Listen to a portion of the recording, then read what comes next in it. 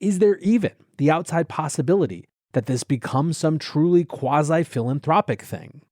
To the extent that Elon is serious about the high-minded ideas and believes that this is more important than just a corporation or a bottom line, could he actually create something that is fundamentally different and more open from within this framework? Welcome back to The Breakdown with me, NLW. It's a daily podcast on macro, Bitcoin, and the big picture power shifts remaking our world. The Breakdown is sponsored by Nexo.io, Arculus, and FTX, and produced and distributed by CoinDesk. What's going on, guys? It is Tuesday, April 26th, and today we are talking about the beginning of the world's biggest free speech experiment.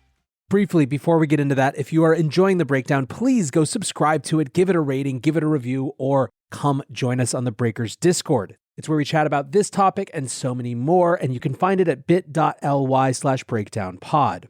Also, a disclosure, as always, in addition to them being a sponsor of the show, I also work with FTX. So, after weeks of back and forth and speculation, Elon Musk has finally purchased Twitter. Twitter and Elon have come to an agreement that will see Elon take the company private. Last night, Twitter creator Jack Dorsey tweeted a thread. It started with a link to the Radiohead song Everything in Its Right Place. And from there, Jack says, "I love Twitter. Twitter is the closest thing we have to a global consciousness. The idea and service is all that matters to me, and I will do whatever it takes to protect both. Twitter as a company has always been my sole issue and my biggest regret. It has been owned by Wall Street and the ad model. Taking it back from Wall Street is the correct first step. In principle, I don't believe anyone should own or run Twitter. It wants to be a public good at a protocol level, not a company. Solving for the problem of it being a company, however, Elon is the singular solution I trust. I trust his mission to extend the light of consciousness. Elon's goal of creating a platform that is maximally trusted and broadly inclusive is the right one. This is also Parag Agrawal's goal and why I chose him. Thank you both for getting the company out of an impossible situation. This is the right path, I believe it with all my heart. I'm so happy Twitter will continue to serve the public conversation, around the world and into the stars." There are a lot of themes in that thread that we will come back to. Elon, for his part, posted a yes surrounded by emojis and an image of a quote from him. "Free speech is the bedrock of a functioning democracy, and Twitter is the digital town square, where matters vital to the future of humanity are debated. I also want to make Twitter better than ever by enhancing the product with new features, making the algorithms open source to increase trust, defeating the spam bots, and authenticating all humans. Twitter has tremendous potential. I look forward to working with the company and the community of users to unlock it." The takes around this are roughly what you would imagine. On the one side are those who are crowing about how bad this is for democracy. Senator Elizabeth Warren tweets, "This deal is dangerous for our democracy. Billionaires like Elon Musk play by a different set of rules than everyone else, accumulating power for their own gain. We need a wealth tax and strong rules to hold big tech accountable." Another part of the bad for democracy take was about his free speech absolutism. George Monbiot, an environmental and political activist writer, tweets, "Elon Musk's free speech absolutism is lethal. Persuasion is the primary determinant of human action. Hate speech leads to acts of hate. Lies destroy democracy. Curbing hatred and lies preserves other essential freedoms. Musk's vision for Twitter is not a promise but a threat. Every freedom needs to be protected from every other freedom. Aggregate freedom requires a balance between specific freedoms. But there's something about this issue that, though it is innately complex and fascinating, excites the crudest and most simplistic thinking. Some people shout freedom, then imagine they have won an argument." Another part of the concern side of the discussion is a notion that free speech isn't just about content moderation or lack thereof, but about the power of certain actors to amplify their content over others.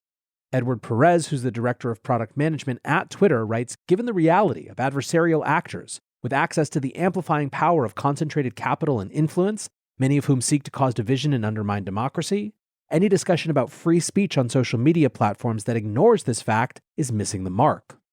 Then, of course, on the other side is that this is great for democracy, folks. Many are focused on the content moderation that suppresses voices. Tyler Winklevoss of Gemini says, "When Elon Musk owns Twitter, we will finally learn how sinister and politically motivated the shadow banning and algorithms were and how dangerous they were to our democracy." Some are talking about how there is more room for moderation than the critics are saying. Investor and podcaster David Sachs says free speech has never meant anything goes. There's plenty of case law on that. What it means is you don't get to make up the rules as you please in order to censor your political opponents. There are also lots of middle ground people who just don't think this is as political or important as it's being made to be. Avi Feldman writes, Twitter has always been centralized. Elon buying it may or may not have the centralized entity do things that are good for the open source decentralized world. My bet is that it's good for our mission in crypto, but if it isn't, it doesn't matter. Twitter was never open anyways. Along those lines, Mike Dudas writes, does anyone really think Twitter has anything to do with the decentralized future at this point? Twitter ownership is a sideshow in my opinion. There is another group who are talking mostly about the specifics of what Elon says he plans, and frankly, I find this part of the discussion to be the most productive. Around this idea of open algorithms, Venkatesh Rao writes, Jack wanted to let anybody write their own feed algorithm against the API, if I recall correctly. That's really the big potential win here. If I can make, or more likely select from a marketplace, a feed algorithm to suit me, I kind of don't give a shit what the free speech crowd does. It will also take the wind out of the sails of free speech posturing by creating a meaningful exit option. Right now, the best in-platform exit option is protected tweets, and that is no good. As it stands, only crude mute and block mechanisms exist, and they don't scale. Others are more focused on this idea of authenticating all humans.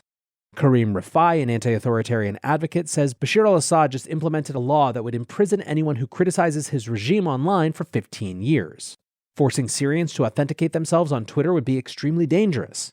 Many people in the Syrian diaspora also choose to stay anonymous because our family members at home face retribution, harassment, arrest, kidnapping, torture, execution for our anti-Assad activity abroad. However, a counterweight to that risk comes from Dave Birch, who writes, notice that he says authenticate and not identify. Hence my prediction that is a person will be the most valuable credential of all. So perhaps there is a zero-knowledge type of mechanism that Elon has in mind. Either way, when you cut through a lot of it, there is some amount of productive discussion around the specific proposals that seem to be a part of Elon's plans. And then, of course, there are the individual takes, singular and relevant in who they come from, and the top of those has to be Jeff Bezos. Mike Forsyth, an investigative reporter at the New York Times, tweeted, apropos of something, Tesla's second biggest market in 2021 was China after the US. Chinese battery makers are major suppliers for Tesla's electric vehicles. After 2009, when China banned Twitter, the government there had almost no leverage over the platform. That may have just changed. Bezos, who, as you will remember, is the owner of the Washington Post and the head of Blue Origin, SpaceX's biggest competitor, quoted that tweet that I just read from investigative reporter Mike Forsyth and added, interesting question. Did the Chinese government just gain a bit of leverage over the town square? I have been living in this conversation for sure for the last 24 hours or so, but just for the last few weeks as well, as you guys who listen to the show every day well know. One of the things that I find most difficult about it is that there is an immense partisan dimension of this that is obfuscating so much, not least of which is the fact that Twitter's current ownership hasn't been like some paragon of virtue. I actually think that the partisan dimension of the debate around Twitter is not just Twitter's alone. It begins with Facebook in 2016.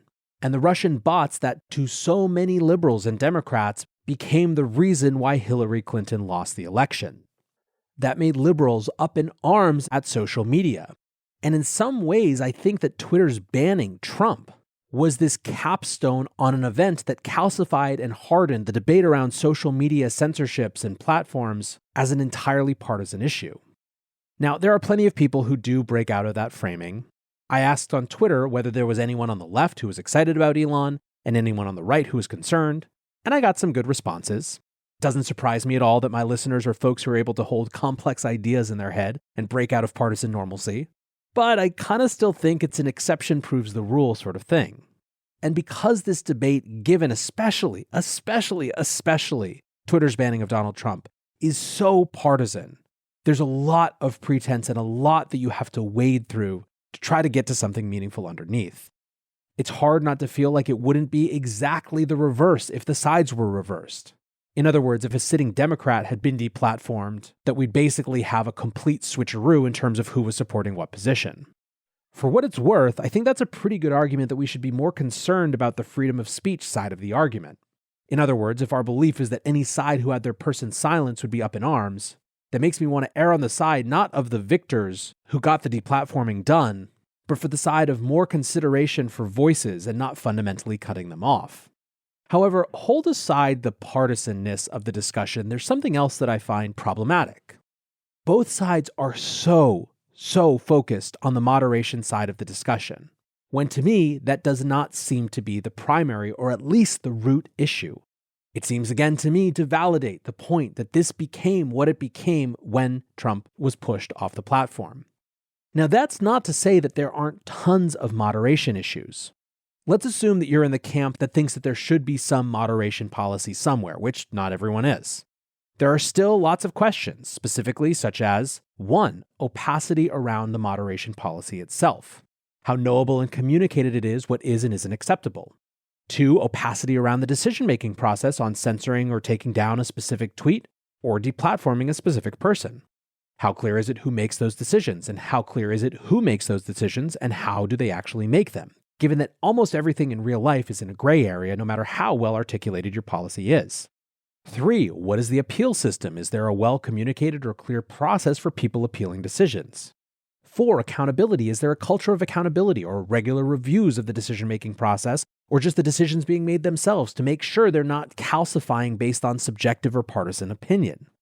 Even with all these real challenges around moderation, I still think that they're all ultimately questions about how to clean up another larger issue, which I believe is the relationship of the business model and the algorithm.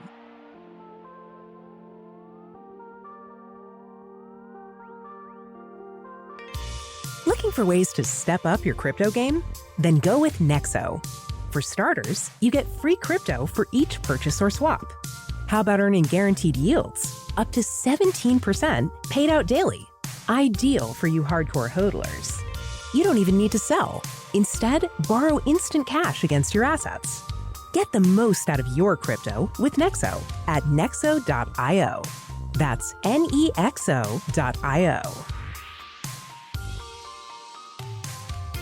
Meet Arculus, the next generation cold storage wallet. Arculus secures your crypto using 3-factor authentication, providing a simpler, safer, and smarter way to store, buy, swap, send, and receive crypto. Arculus is offline cold storage. Your private keys are encrypted on the Arculus keycard and are never online. Stay safe from hackers with no cords, no charging, no Bluetooth. Just crypto security made simple. Buy Arculus on Amazon today. The breakdown is sponsored by FTX US. FTX US is the safe, regulated way to buy and sell Bitcoin and other digital assets, with up to 85% lower fees than competitors. There are no fixed minimum fees, no ACH transaction fees, and no withdrawal fees. One of the largest exchanges in the US, FTX US is also the only leading exchange that supports both Ethereum and Solana NFTs. When you trade NFTs on FTX, you pay no gas fees. Download the FTX app today and use referral code BREAKDOWN to support the show. When advertising is the business model, growth equals more attention. More attention requires more engagement. More engagement means more overall impressions and a longer time spent on them, a deeper level of involvement with them. Human attention is such that radical, shocking things capture that attention. So an algorithm focused entirely on engagement, left to its own devices, is likely going to prioritize those shocking, radical things. Of course, there are human agents who work hard to try to design algorithms to prioritize a balance of things that aren't just shock and awe. But at the end of the day, there is still this insidious loop between the growth imperative needing more attention and where more attention tends to come from. This is the inescapable challenge of advertising as a business model in social media. This is a bit of a rough analogy, but to some extent it reminds me of the difference between philanthropy and changing social and economic systems. Philanthropy and charity and all of these things that are incredibly important to make sure that people don't fall completely through the cracks are still ultimately dealing with the negative externalities of the ways that other parts of the system are designed, either from a political or an economic perspective. I believe that the safety nets that private philanthropic and charitable organizations create are a key part of moving a society forward and solving problems and challenges that were created by system design decisions and just the slow accumulation of history that happened potentially years and years and years in the past. But doing good work philanthropically or charitably doesn't mean we can take our eye off the ball of changing the underlying systems which create those externalities in the first place. It sort of feels to me like the moderation conversation is in that slot as compared to the systems change, which I believe has to do with the business model itself and the algorithms that support it. So with all of this, what's the answer? I don't know, honestly, if Elon is the answer. But I know that Wall Street is not. To the extent that we are dealing with a question not just of content moderation policy, but this more fundamental question of the relationship between the business model and what content the technology underpinning the platform prioritizes, a much more radical shift might be required. This almost certainly will have impacts on the business in the short term. Wall Street is not optimized for long-term visions of public utilities and public goods. It's designed to capture value from and reflect the value of publicly traded corporations. We can debate and lament the prioritization of short-term quarterly earnings values versus long-term thinking, but at the end of the day, it's very, very hard to imagine a company that could get away for long with making any decision that destroyed revenue and consequently shareholder value in the short term for the sake of a long-term ambition to be an open network or a public good. At least it's hard to imagine a company that could get away with it for long. Private markets, on the other hand, theoretically have more room to optimize for a different set of priorities.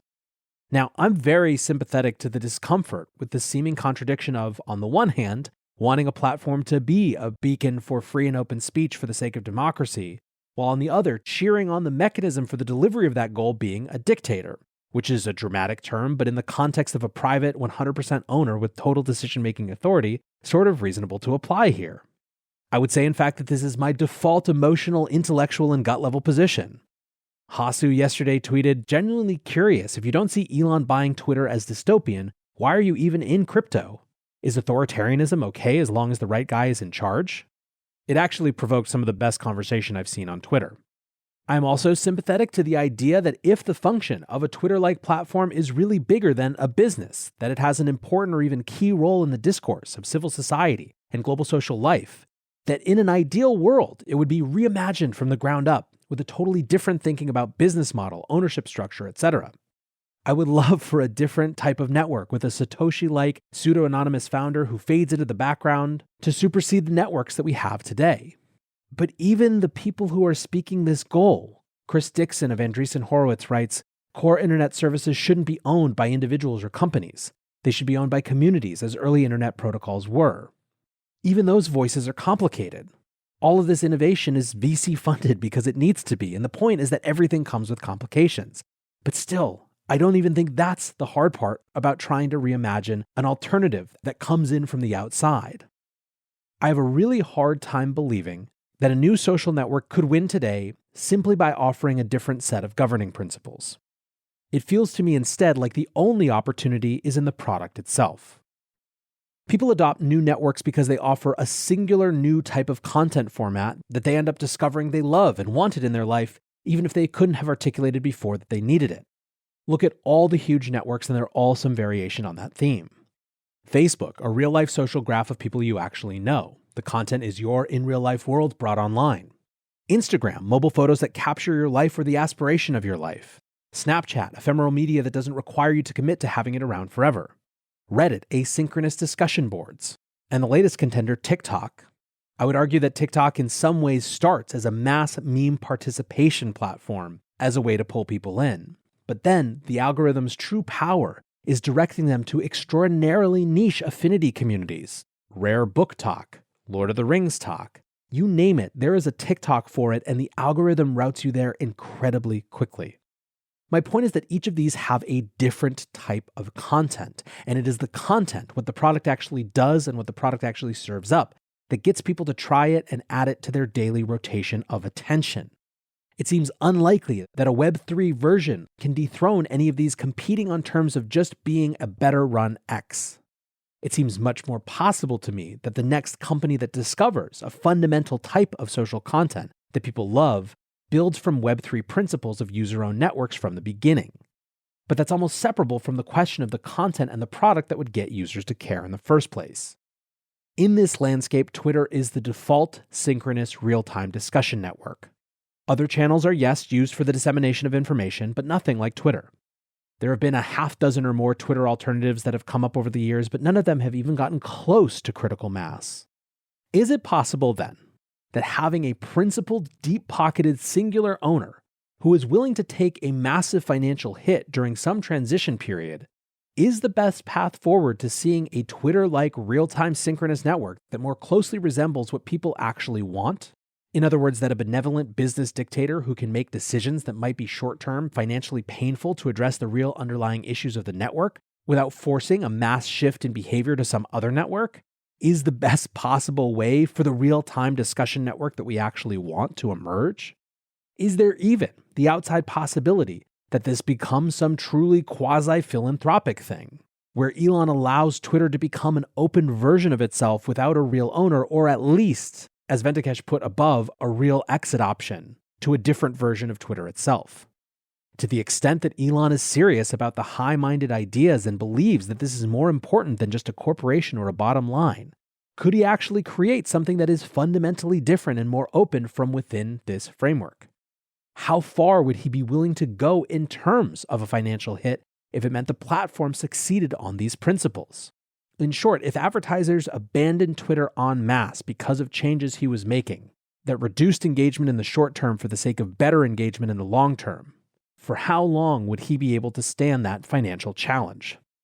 I do think that the role of these platforms in society is bigger than just traditional businesses and requires a new perception.